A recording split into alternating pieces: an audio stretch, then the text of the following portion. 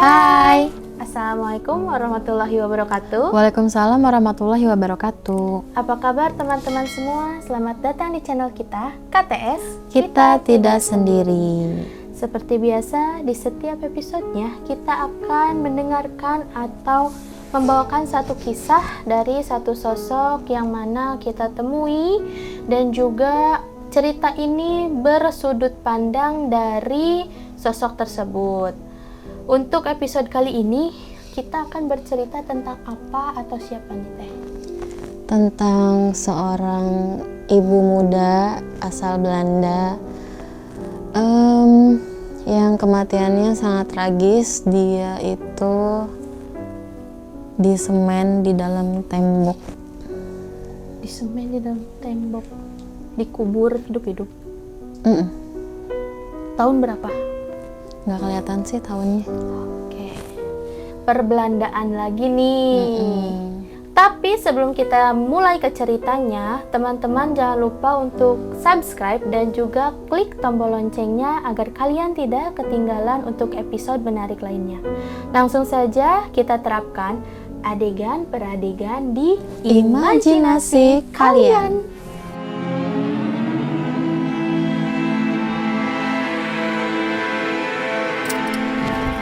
Kisah ini bermula itu ketika di penjajahan Belanda pada masa itu. Terus dia itu adalah seorang ibu rumah tangga biasa, memiliki suami seorang tentara, tapi bukan tentara yang banyak banget uangnya ya, enggak.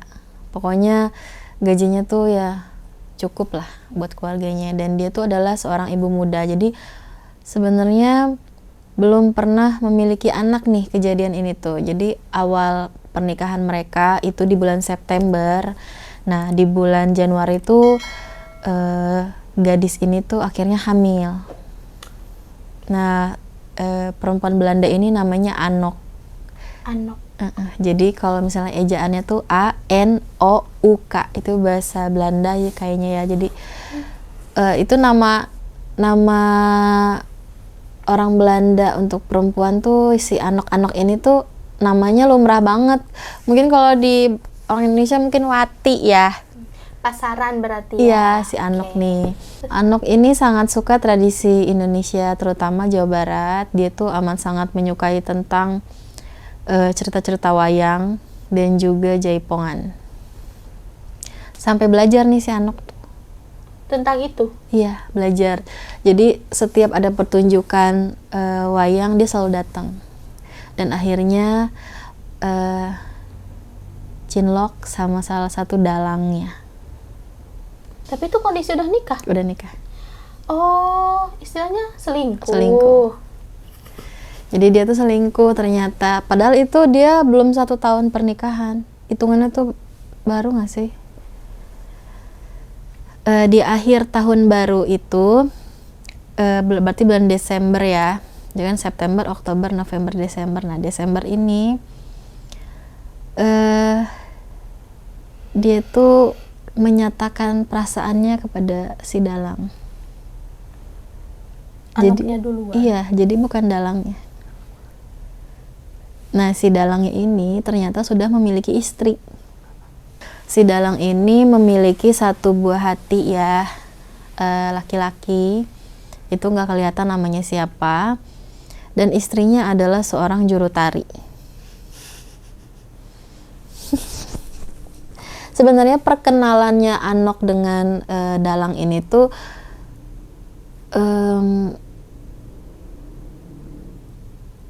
sekitaran bulan Agustus. Sebelum akhirnya mereka tuh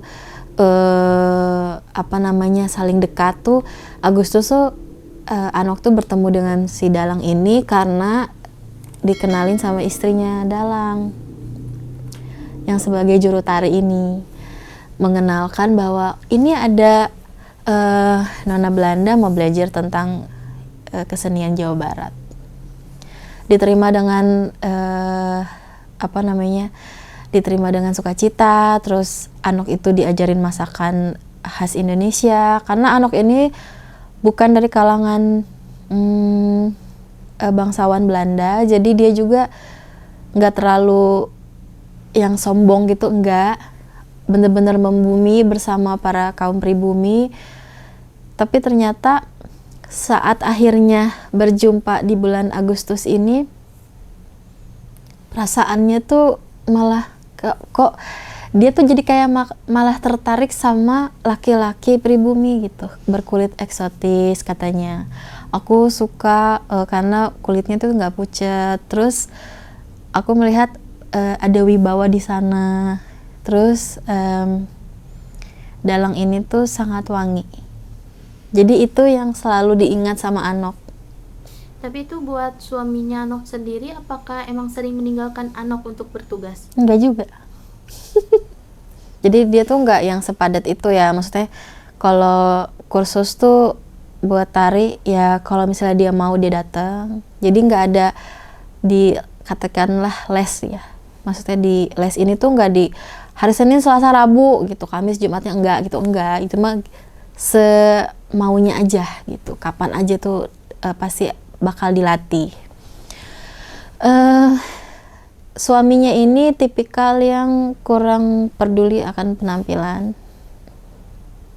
Suaminya Anok ya. Namanya tuh Fritz. Fritz ini kurang, ya mungkin karena tentara nggak sih? Jadi ya udahlah gitu. Nah, sedangkan Anok ini ternyata menyukai Dalang itu karena yang dia notice pertama kali nih, Anok lagi belajar masak sayur asam. Dia belajar masak sayur asam, terus di belakang dia tuh Dalangnya lewat, set, wangi semerbak katanya. Satu ruangan itu wangi katanya.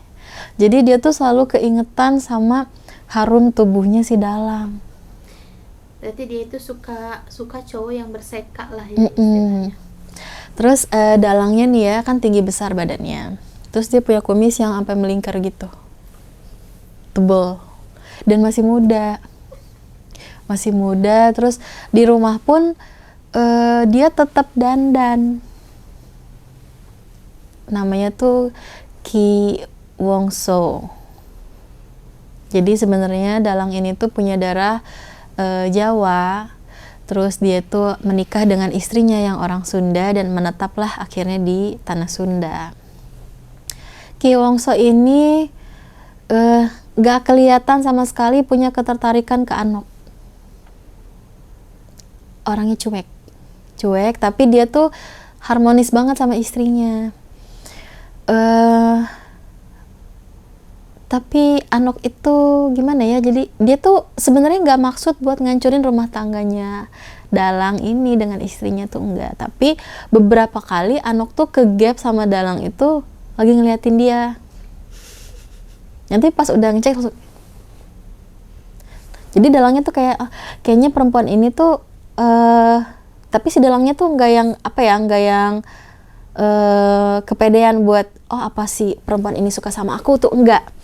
Dia lebih ke apa dia tertarik dengan gaya penampilan aku gitu yang sebagai seorang dalang, atau perempuan ini ingin memperhatikan bagaimana kehidupan dalang di rumahnya gitu. Jadi masih positif nih si dalang ini. Ki Wongso itu sampai berapa kali tuh cerita ke istrinya, aku bingung deh gitu sama Anok tuh, katanya aku berapa kali ngelihat dia tuh lagi merhatiin aku, katanya. Menurut kamu gimana? Terus istrinya bilang gini, mungkin dia penasaran kali gimana caranya pasang kain, atau gimana, apakah nanti kita akan ajarin dia masang kain ya, supaya nanti suaminya siapa tahu mau ikut nonton terus pengen pakai baju kita. Positif ya. Nah, si Anok ini akhirnya diundang sama Dalang dan keluarganya untuk datang ke salah satu acara hitanan anaknya. Terus tapi dikasih seperangkat baju tradisional Jawa Barat beserta untuk si suaminya. Suaminya datang dengan pakai belangkon, dengan pakai baju beskap gitu, pakai kain batik, dan suaminya Anok tuh bilang gini, aku tuh harus nggak boleh terlalu membumi, aku adalah tentara. Iya.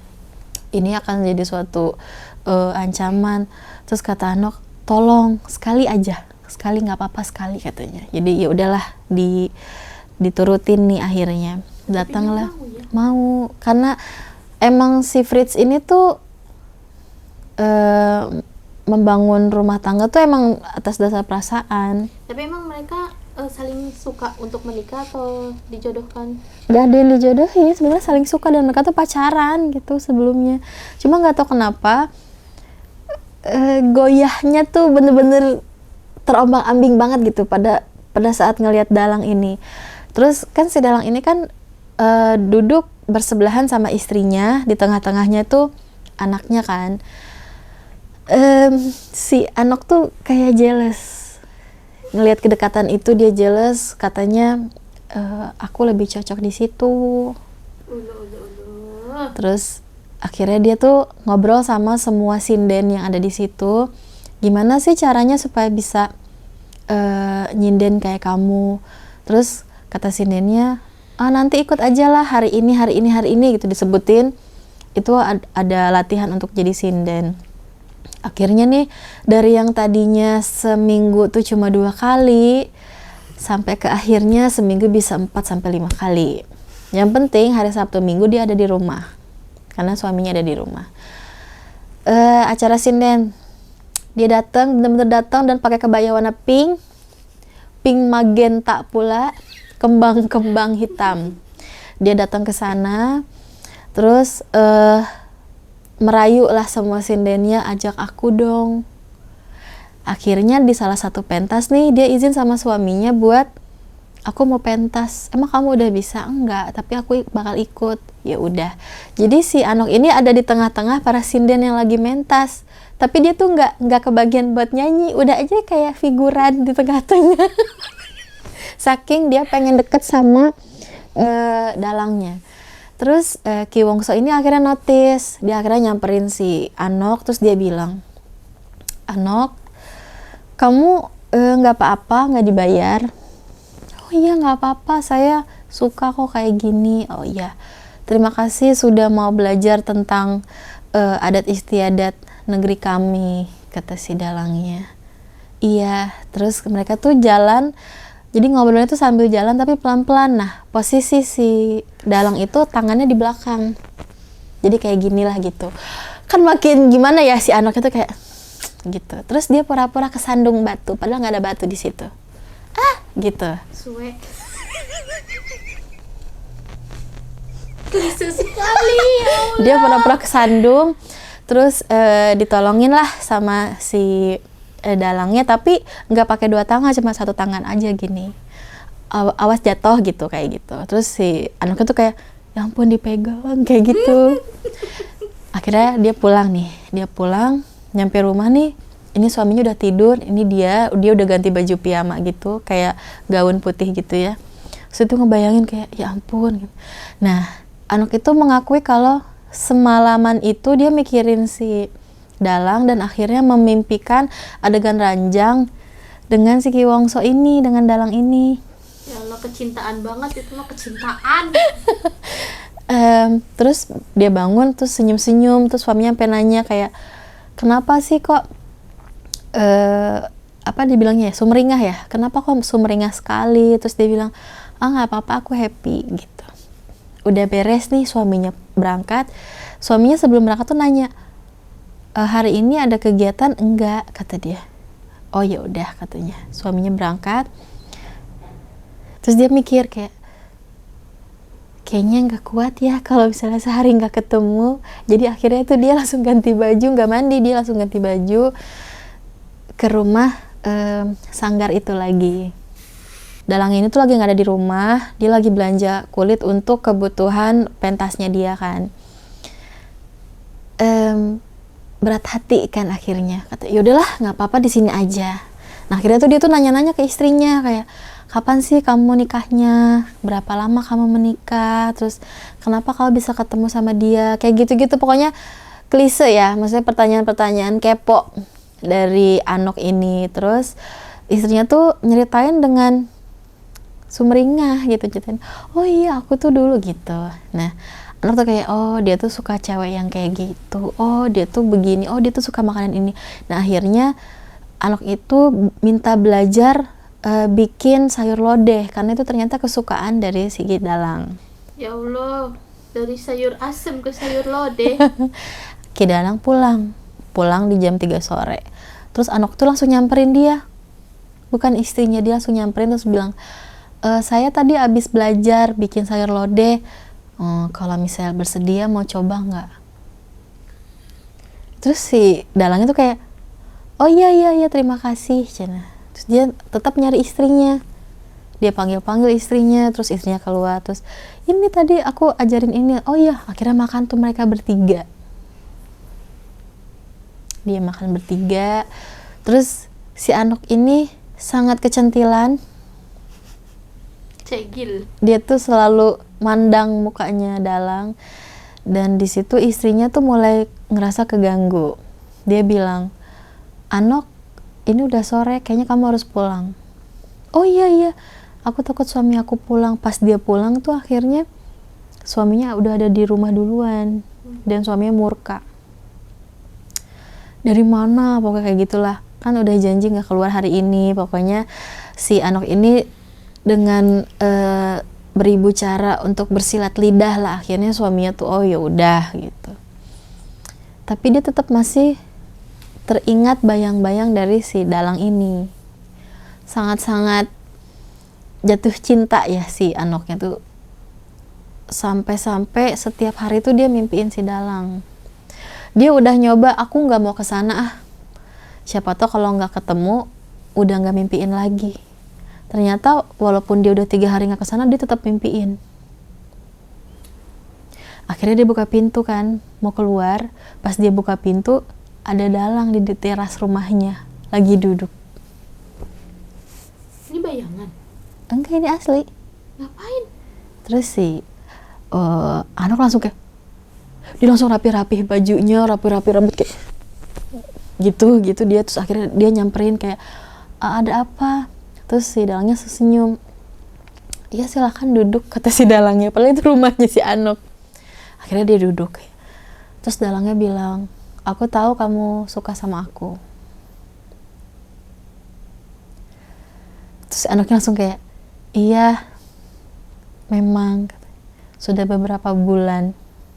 Oh gitu katanya. Terus si Dalangnya bilang, aku nggak bisa berhubungan badan dengan yang bukan istriku. Terus si anak tuh langsung ngerasa, oh cinta tidak terbalas gitu. Terus Dalangnya bilang, kecuali kamu akan menjadi maduku. Dan si anaknya mengiyakan. Ego.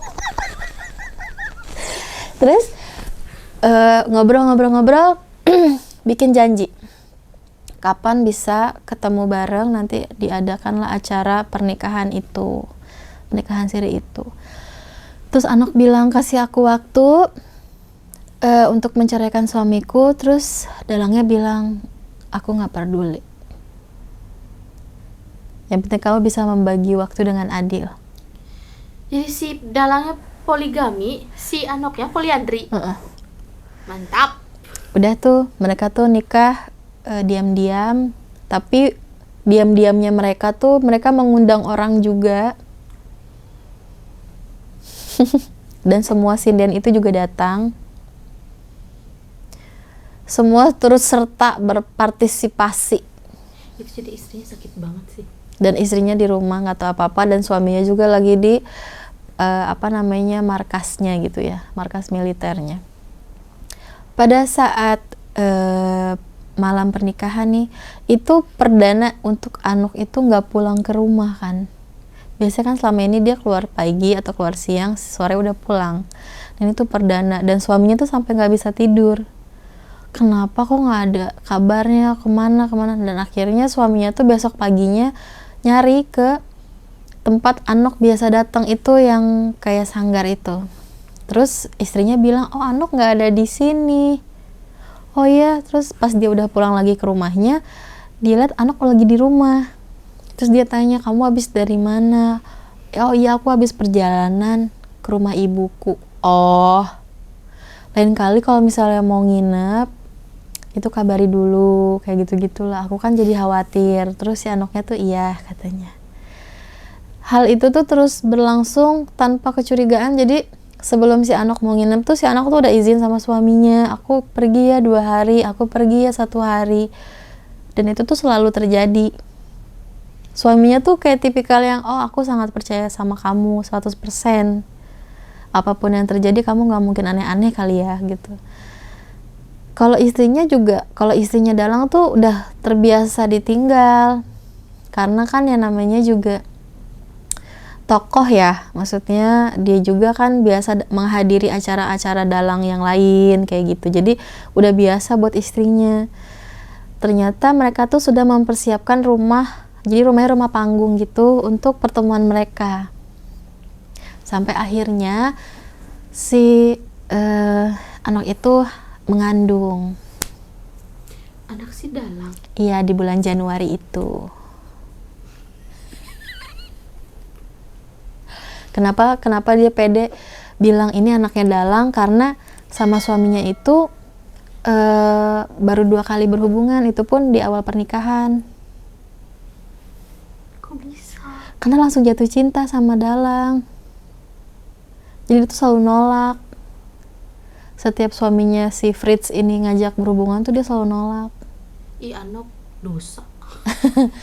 Dan akhirnya makin lengket nih berdua antara Dalang dengan si Anok. Terus kita tuh harusnya mikir ya, itu pasti anaknya kan bercampuran kan, otomatis kulitnya nggak akan pel. Dalang bilang, nanti ketika anakmu lahir, ceraikan suamimu, kamu tetap akan menjadi maduku gitu, dan kamu akan tinggal di sini, maksudnya di rumah panggung itu. Dan si Anok tuh setuju. Datanglah hari dimana Anok melahirkan. Suaminya bingung melihat bayinya yang amat sangat Indonesia. Jadi memang kan banyak ya kayak blasteran, tapi condongnya kemana nih gitu. Nah ternyata anaknya Anok ini amat sangat condongnya ke bapaknya, ke Dalang ini, ke Ki Wongso. Suaminya tuh di situ megang bayinya sampai gemeternya tuh karena nahan marah. Sambil bercucuran air mata dia tanya siapa ayahnya. Dan Anok bilang, oh, maaf gitu, memang aku punya hubungan dengan salah satu laki-laki pribumi. Aku sudah tidak bisa berhubungan lagi sama kamu. Aku lebih baik pisah gitu denganmu. Terus si Fritz ini malah meluk si bayinya, jadi di erat gitu, meluk bayinya, nangis sampai bilang apapun yang terjadi aku tidak akan menceraikanmu. Mampus ya. Di situ Anok murka kan, dia tuh pengennya kan pisah dalam keadaan kelaminnya tuh posisinya lagi dijahit sama yang kayak bidan gitu. Terus dia tuh berusaha pengen berdiri gitu untuk ngejar si Fritz yang udah turun tangga bawa anaknya. Dan si Anok itu sampai kayak teriak-teriak dari lantai 2. Dia bilang kalau aku harus pisah sama kamu. Kalau misalnya aku nggak pisah sama kamu, rumah tanggaku bakal hancur. Aku tidak akan menjadi miliknya seutuhnya. Dia berjanji padaku akan menceraikan istrinya ketika aku cerai denganmu. Jadi si Fritz ini di lantai bawah itu ngedok sambil gendong anaknya. Anok tuh sambil dengerin amarahnya Anok gitu. Gak lama Dalangnya datang. Dalang datang beserta para pengikutnya gitu ya, kayak ajudannya, dan dia bilang aku adalah ayah dari anak itu. Aku minta persetujuanmu untuk melepaskan Anok. Terus di situ si suaminya tuh murka. Dia taruh bayinya di atas meja, ributlah mereka berdua. Akhirnya mereka tuh adu jotos di situ ya, bertengkar. Dan Anok dalam keadaan masih penuh darah, tapi kan posisinya sudah selesai dijahit. Dia dituntun dengan bidan-bidan itu menuruni tangga, terus mencoba melerai. Terus dia kebayangkan ibu habis melahirkan, rambut acak-acakan, keringat ini penuh darah. Dia bilang, stop, aku akan bersamanya, maksudnya kayak bersama Dalang. Lebih baik aku meninggalkanmu, kamu pria yang baik, kamu harus mencari istri yang lebih baik dari aku. Dan itu adalah anak aku dengan dia, maksudnya dengan Dalang. Terus si Fritz ini tuh sampai kayak jadi kayak patung tuh nggak? Kayak ini tuh nggak nyangka pernikahan kita tuh masih seumur jagung, baru 1 tahun lebih dikit itu juga. Tapi nodanya tuh nggak main-main. Tidak pernah akan ada perceraian, kata suaminya. Terus di situ si Anoknya ditarik sama Dalang. Anok nih dicekik lehernya sama si Fritz ini. Dia bilang, aku sangat mencintai kamu harus mengingat kita sudah berhubungan selama 4 tahun lamanya. Jadi ternyata dia tuh pacaran tuh udah 4 tahun. Kamu tidak bisa meninggalkan aku semudah itu. Di situ Dalang tuh cuma bisa diem, kayak Dalang juga sadar ini tuh juga salahnya gitu, tapi ternyata Dalang itu amat sangat mencintai si Anok. Tragis ya ceritanya.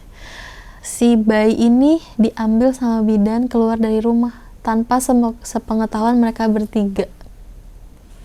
Jadi mereka tuh lagi ribut-ribut, lagi bertengkar hebat. Si bidan ini tuh lari-lari bawa anak itu. What?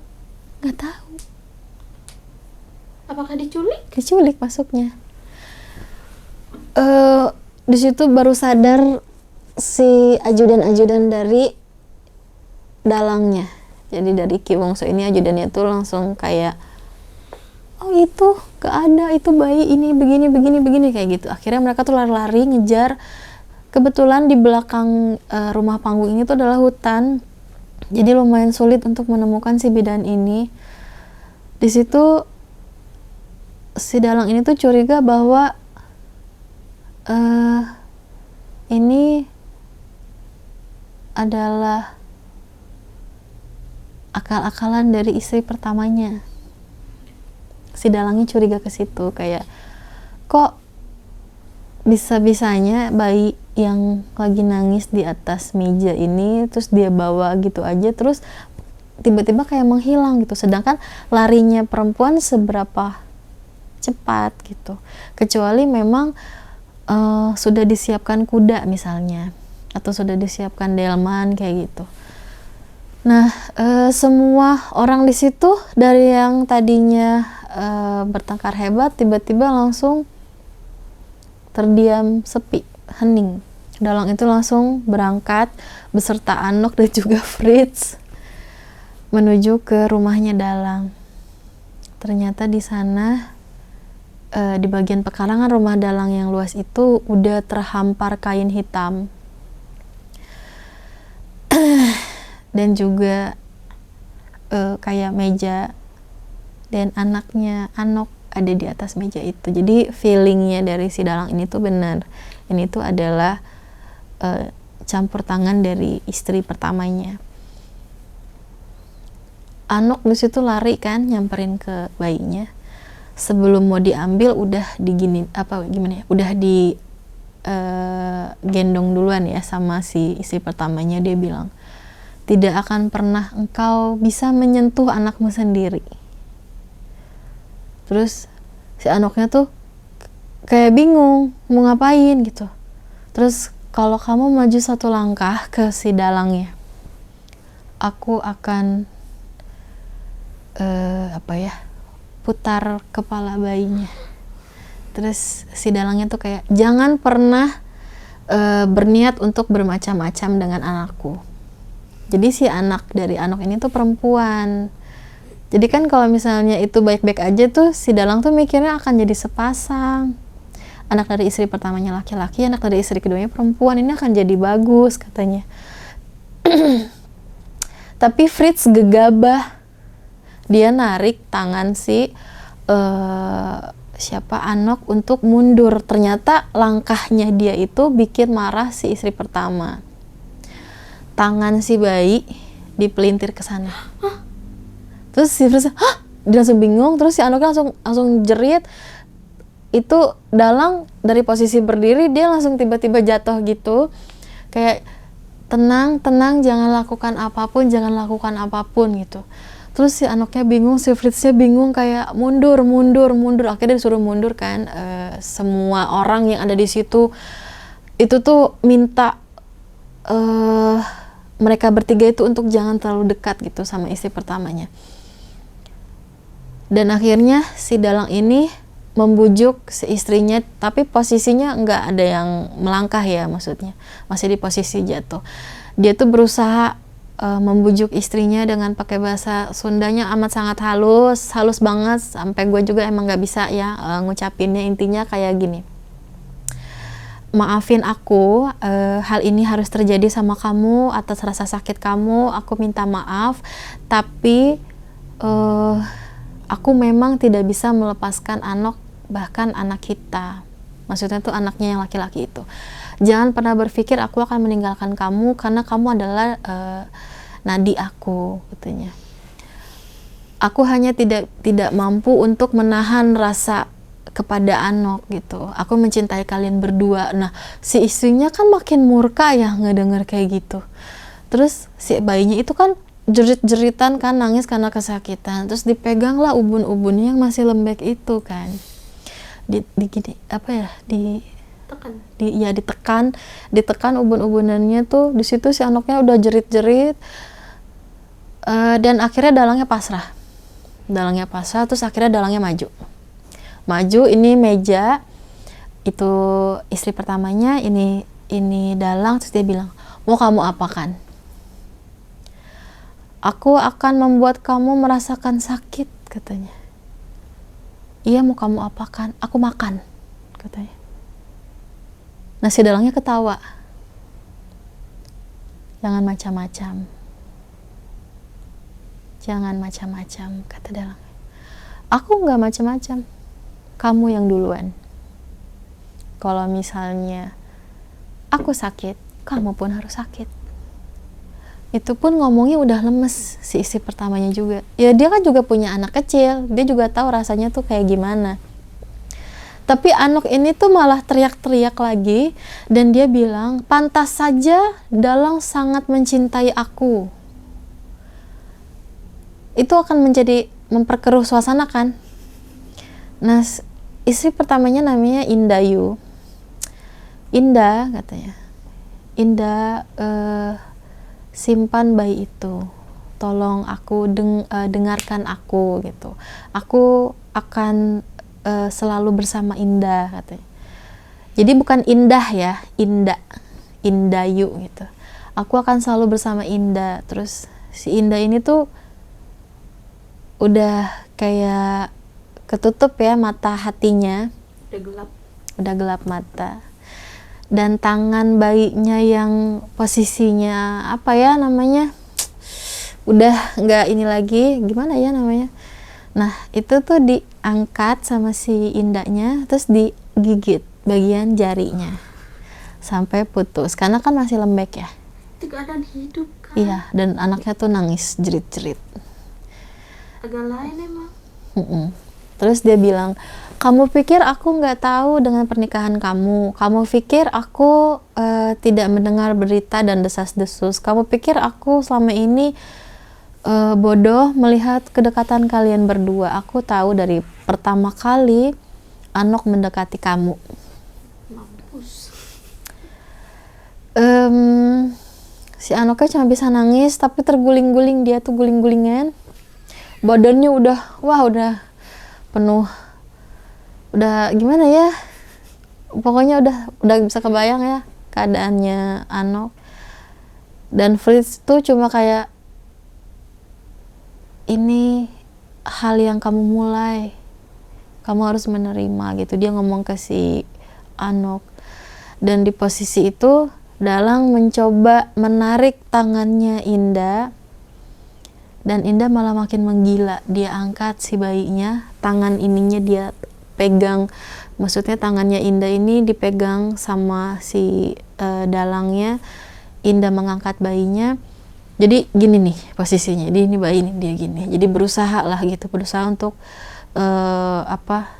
saling merebut si bayi itu.